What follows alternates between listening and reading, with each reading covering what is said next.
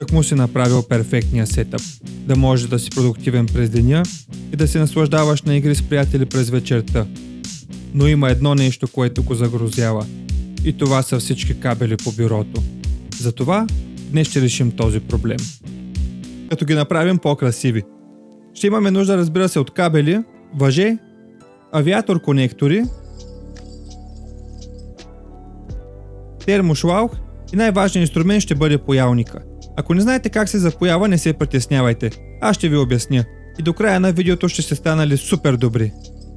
Измерете колко кабел ще използвате, като имате предвид, че 10 см на вид кабел се равнява на 1 метър прав.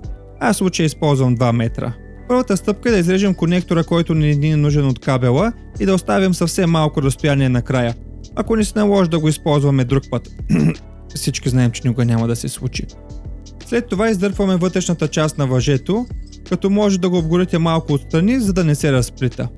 За по-лесно нанизване може да сложите тиксо на кабела, по този начин жичките няма да се закачат. А един трик за нанизването е да сбръчкате леко въжето с пръсти и така ще влезе много по-лесно кабелът в него. Във всеки край на кабела трябва да сложим термошлаух, защото той ще държи въжето на едно място. Нещо, което установих последствие е, че за по-дебел кабел е нужно да оставите повече въже, но този е за мен и тази част няма да се вижда, така че не е голям проблем. А другият кабел ще го спечели някой от вас. Само трябва да следвате правилата от социалните мрежи, които се намират в описанието. След като нанижем и двете части от кабела, е време да започнем запояването. Но преди това нека да обърнем внимание на конектора, който ще съедини кабела.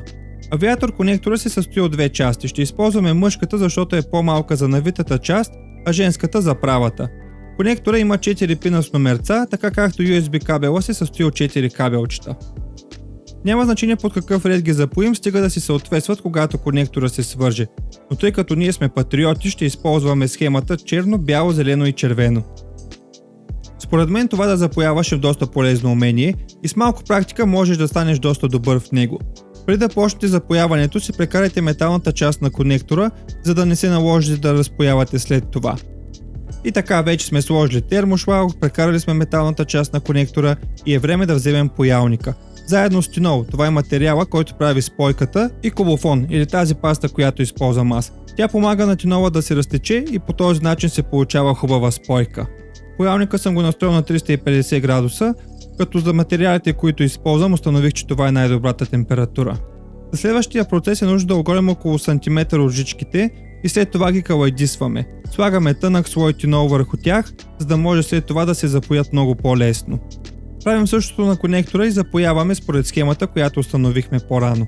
Ето така трябва да изглежда готовия конектор, а процесът е напълно идентичен и за другата част от кабела. Ако искате прав кабел, може да кажем, че сме готови. Но всички знаем, че сме тук за готините навити кабели. Използвам пръчка с диаметър от 15 мм, като залепям с тиксо конектора към клавиатурата и започвам да навивам възможно най-стегнато кабела. Сега е момента да обърнете внимание как ще стои кабела на бюрото ви и как ще го свържете към клавиатурата. След като сме залепили втория край на кабела, започваме да го въртим като че върме. Нагряваме се с шуар, а ако имате пистолет за горещ въздух, може да използвате него, но внимавайте да не изгорите кабела. Нагряваме за около 5 минути, докато кабела не се усеща горещ на пипане. Докато чакаме да изстине кабела и да приеме формата на пръчката, може да се абонирате за канала и да споделите видеото с ваши приятели, които имат нужда от апдейт на сетъпа. Може след час да го изкарате от пръчката.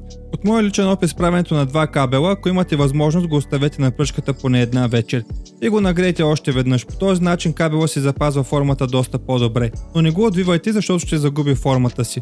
Ще видите каква е разликата между белия и синия кабел. С това сме готови и е време да се насладим на добре свършената работа.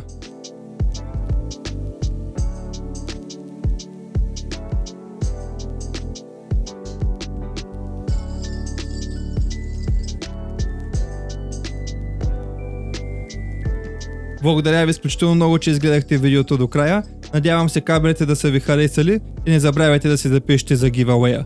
Ще се видим отново следващият път.